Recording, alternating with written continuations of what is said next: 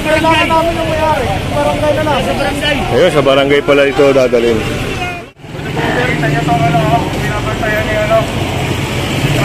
Paano sila nung nakaraan? Hanggang ngayon ganun pa rin. Ganun pa rin.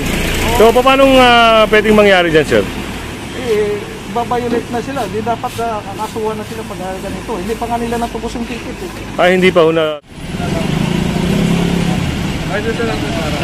Ito.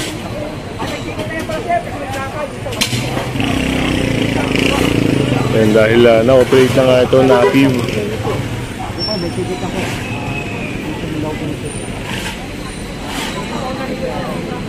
Yung isang motorsiklo rito na impound na. At dito, gano'n no, inaalis din yung mga nakahambalang no, sa may sidewalk.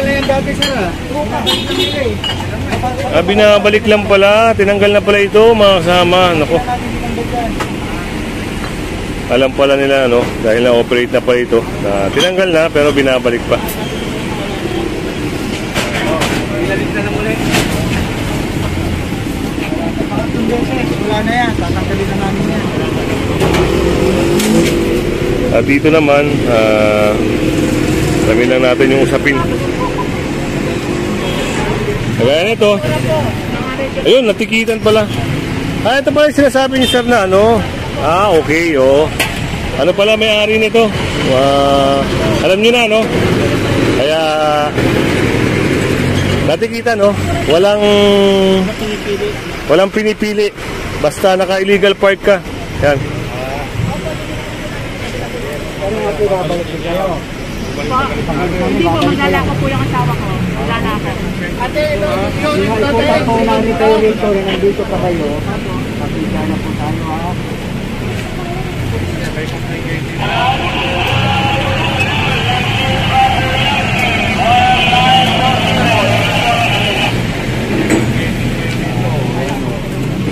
Ayun, pinakita ni Sir, no? Yung complaint sa kanila. Sa kanton mo. Totoo hindi. Totoo hindi. Saka sa mga magkaliton dyan. Okay? Nalibay lang namin sa iyo, ha? Ha? Boss, ako naglalako. Naka. Nalibay lang namin sa inyo, ha? So, yun. At sinabihan na siya ni, ni Sir Joey na kailangan nila umalis. Dahil sa susunod na yung operation ulit dito, yung baka kumpiskahin na yung mga gamit nila.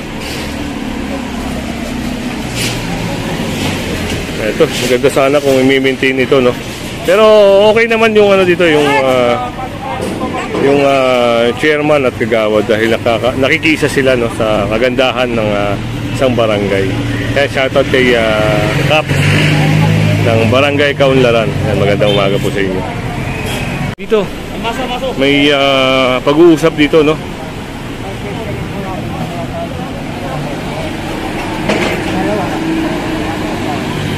Pagkakay na huli mo.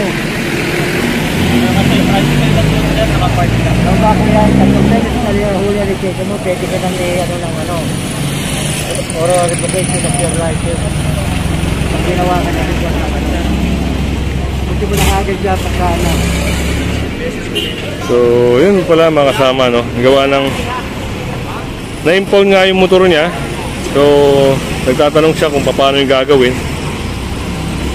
Pinayuhan siya ni Sir Manuel na tubusin niya kaagad. Tuwata yung no? Isa pang complaint dito.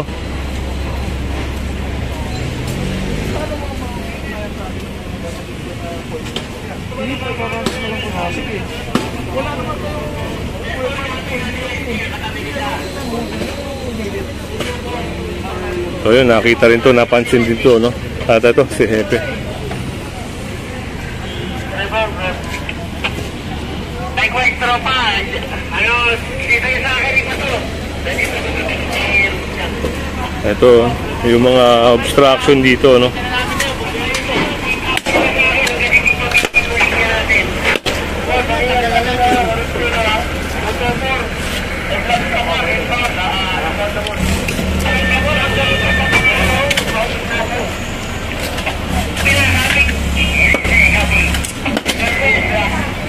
At doon parang may narinig tayo sa radyo, no, na may impound.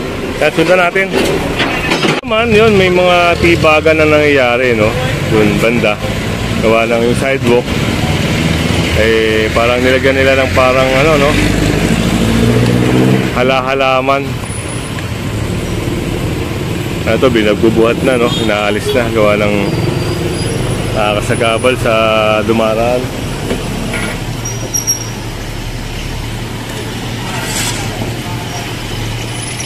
Nililinis, sinasaayos, at tinanggal na rin nila dito, no, yung halaman nila.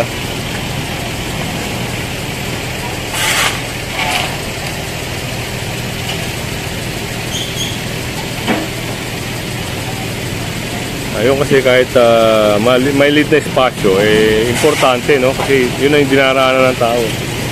At yung sasakyan na yun, no, parang natikitan din. Gawa ng ano, naka-illegal parking.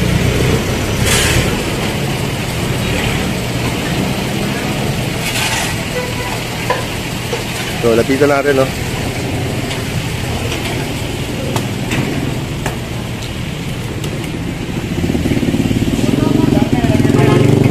Ito si Sir Wenceslao na nagbigit sa kanya. Yan, shoutout nga pala kay Mama Pelia Wenceslao at sa mga kaibigan niya na taga Bulacan at kay Barangay Captain yan, Rodriguez. Yan, magandang araw po sa inyo. Shoutout po kayo. Shoutout sa inyong lahat. Di ba na? Yung pulis na may-ari.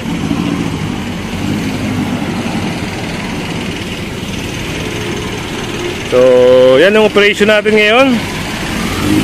At subaybay lang kayo sa video natin, no. Ito pala, no, mga kasama, maraming nagtatagong mga vendor dito. Ito, kagaya nito.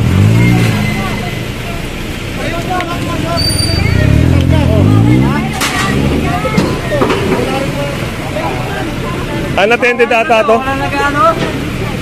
Hindi natin alam kung sino may-ari nito. Hindi.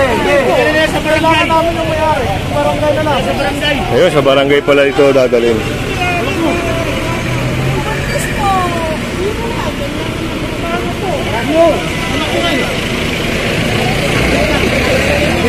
Ayan, ito, papaliwanag ko lang sa inyo mga kasama. Dahil gawa ng ito'y operation, no? Ito ay requested by the ito, mga kasama. Yan, mga naka-illegal parking dito, no? At yun, may natikitan din doon, no? So,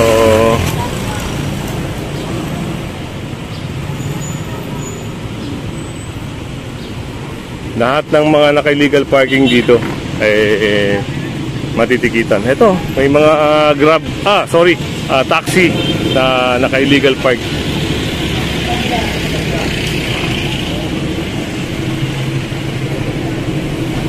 Ito nga.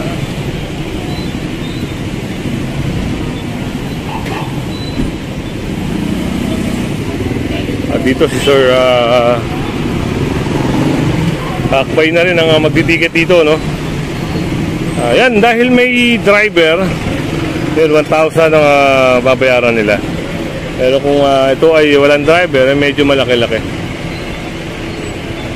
At ayun, lapitan natin yung isang tricycle driver dito.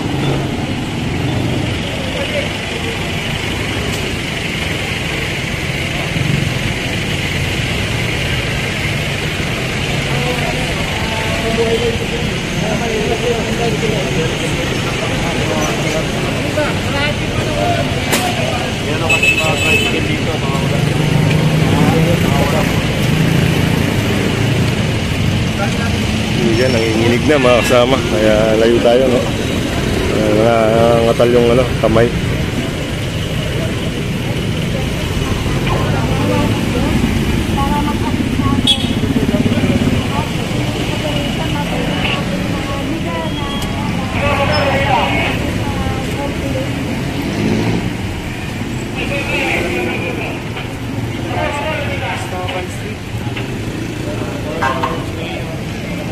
Kaya sunod tayo doon, no? kay Hepe. Dahil meron silang pinuntahan doon.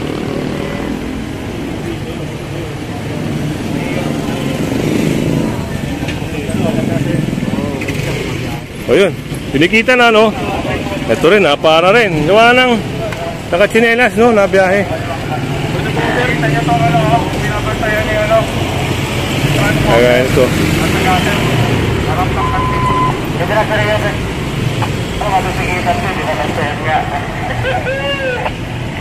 So hinahanap din yung ano no, ORCR para nga ma-verify kung kumpleto. Dahil kung hindi ito kumpleto, sigurado may impound to.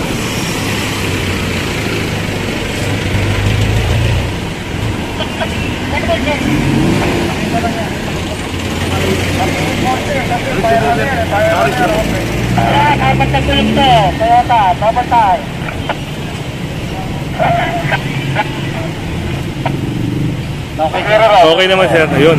Titikita na lang siya ng dress code violation no. Ayun. Kuya ay tikitan din no. Ano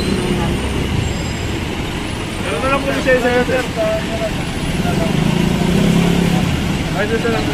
Paano namin? Wala po. Violation po natin. Nasalpikot pa rin violation po yun. Magkakamali na natin. Hindi ko saan po yung magkakamali. Hindi ba yung violation sa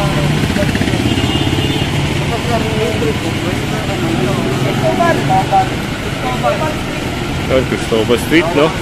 tayo na may complaint po. Tama ka sa complaint niya.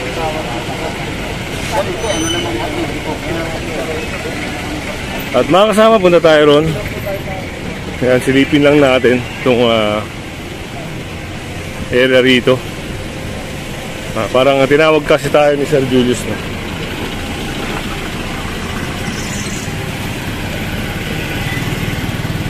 Yes sir.